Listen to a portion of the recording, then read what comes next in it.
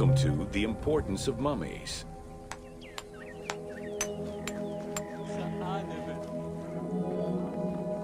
The first hieroglyph for embalmer appeared in pyramid texts of the Old Kingdom. It is likely that embalming was a trade that progressed alongside the evolution of ancient Egyptian funeral practices. While we still know nothing of how embalming came to be a profession, we do know that embalmers had a hierarchy, and that each embalmer specialized in a specific phase of the mummification process.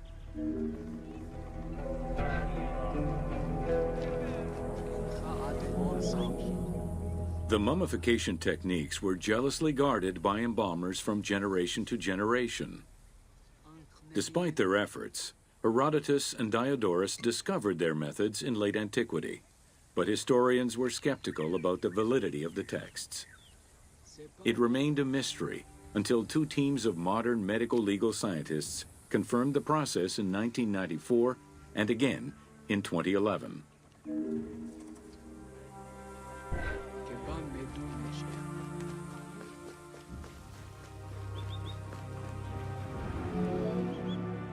The Uabet, meaning the pure place, was where the embalmers mummified the bodies of the deceased.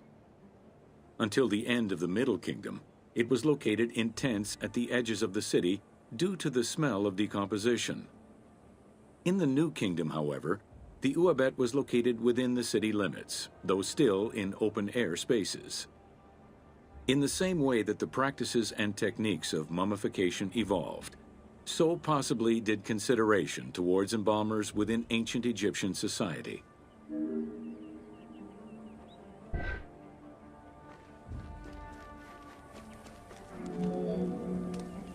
The pharaoh had access to the most elaborate of mummification rituals. The richer citizens of Egypt also enjoyed complex embalming options, though none of them allowed for the removal of the brain or viscera. After purifying the body, embalmers injected a liquid through the rectum, sealed it, and allowed the mixture to settle. They then plunged the body into natron for up to 40 days.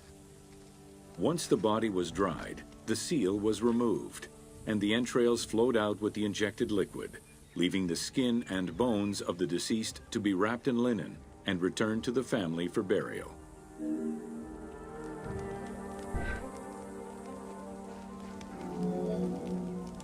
The least costly embalming option was for the embalmers to simply inject a product called surmaya and immerse the body in the natron for up to 40 days before handing it over to the family. For all those who could not afford any embalming process, desert burials offered a pauper's alternative to preserve the bodies of the dead.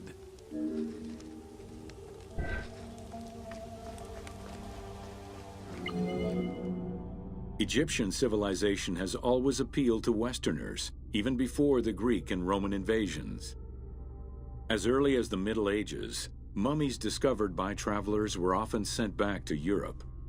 Curio cabinets, dating from the 16th and 17th centuries, usually included pharaonic artifacts in their collections.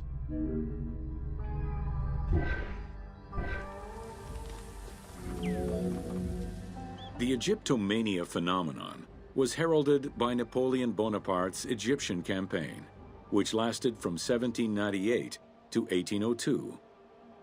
The following years were marked by a resurgence of interest from rich enthusiasts and scholars who exposed Egypt to the general populace.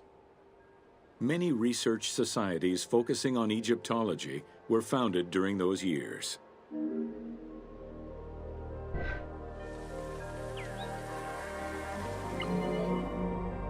By 1868, mass tourism began in Egypt under the aegis of the Cook Agency. The rich would indulge in leisure trips to Egypt and bring back mummies. Upon their return, they would organize evenings that consisted of unpacking mummies and removing strips of linen and amulets layer by layer. These were considered the shining cultural events of the season. The Egyptian collections of many a museum were founded as a consequence of this mass pillaging.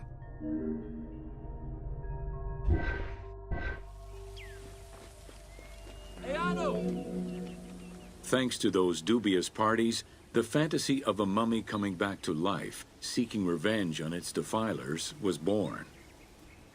The mummy malediction myth has remained steady in popular culture ever since, particularly in written media and cinema.